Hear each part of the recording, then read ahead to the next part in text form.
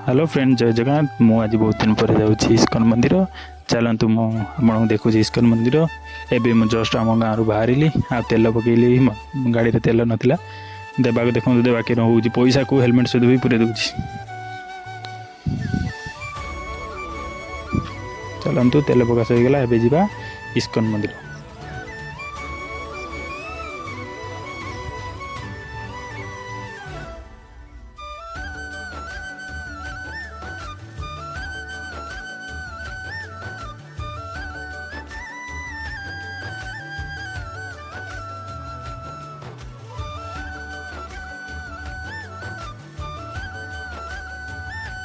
आम आसी पहुँची गलु देखिपे स्वर यूठू अल्प बाटा रहा इस्कन मंदिर।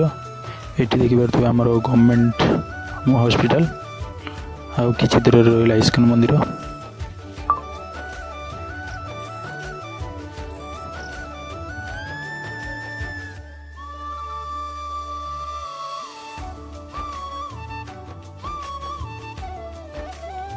फाइनाली आम आसी पहुँची गलु इस्कन मंदिर।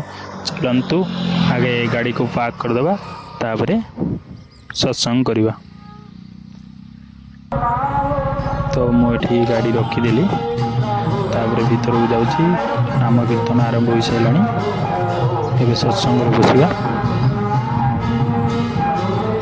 चलतु